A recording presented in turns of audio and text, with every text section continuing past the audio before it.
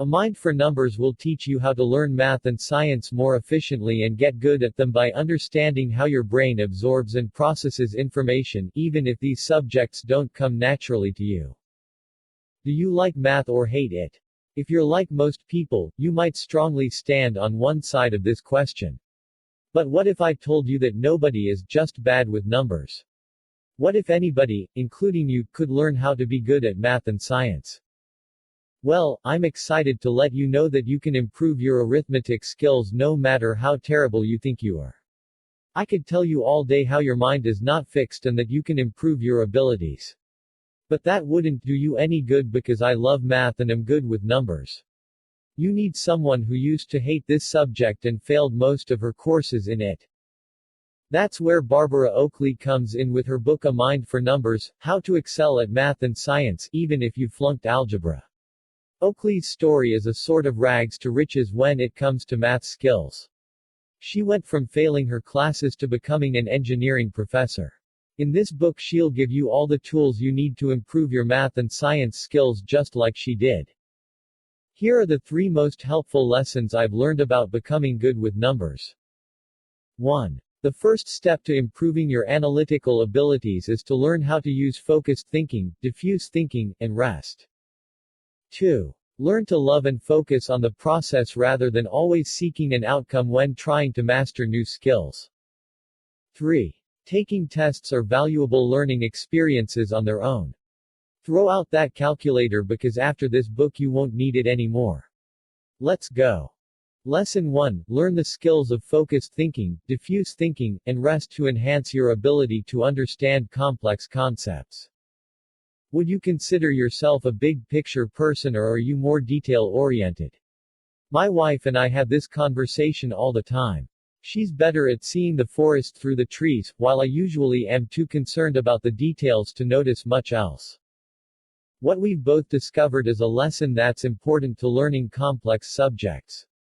You need to use both big picture, or focused mode and detail-oriented, or diffuse thinking to get good at math and science. Using our focused mode happens when we recall information that's tightly woven into our minds already. To multiply, for example, you need to use and combine information you already have about numbers. Diffuse mode, in contrast, is better for trying to understand a new concept. You don't have anything in your brain to recall yet, so you need to see the big picture to gain new insights. All this talk of thinking might be making you tired, and that's a good thing. Sleep is the next important step after learning to practice these 2 ways of looking at problems. Toxins naturally build up in our brains the longer we are awake. Sleep clears these harmful substances out and is thus a crucial component to memory and learning. Lesson 2. Outcome-based work isn't as powerful as focusing on and enjoying the process of learning. A couple of years ago I ran my first marathon. I began training for it months before race day and it was still excruciating. Can you imagine how difficult and painful it would be if I hadn't prepared well in advance? Math and science are the same way. You can't become an expert in astrophysics in one night. It's better to think of the process like laying bricks of information. After setting the bricks you need to take time away to let them dry. Unfortunately, many of us find it too easy to procrastinate even starting our math homework because we see it as boring and difficult. This thinking comes from focusing on the idea that we only want to finish our work. If we instead look at our goal as, for the next 15 minutes I'll work on this math assignment, it becomes a lot easier to just begin. When we center our mind on only the process of learning, it's easier to just go with the flow and relax. When having a hard time studying I've told myself the reasons I like doing so just for the sake of it. That helped me get my work done much faster, and I had more fun with it too. Lesson 3. Although you might hate them, tests are important learning experiences. I recently became licensed as a professional engineer.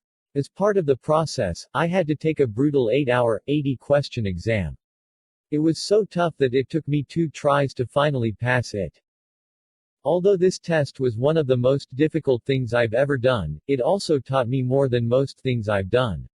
I realized after studying the second time that I felt like a professional engineer. That's something I wouldn't have had the test not been a requirement for me to get my license. Each test you take is a valuable learning experience that enhances your abilities. One study on this testing effect, as it's known, gave two groups a PowerPoint presentation to watch. Participants in one group had to answer a question about what they'd seen every few slides. In the end, this group did better in an overall exam than the control group who didn't have any questions between slides. It's also important to take tests to practice dealing with anxiety. While rising cortisol levels sound like a bad thing, learning to cope with it improves our chances of success. Thinking, "I'm excited to show how much I know so I feel an adrenaline spike," instead of "I'm scared to take this test," significantly helps you perform better. A mind for numbers review. I could talk about how much I like a mind for numbers and this subject all day.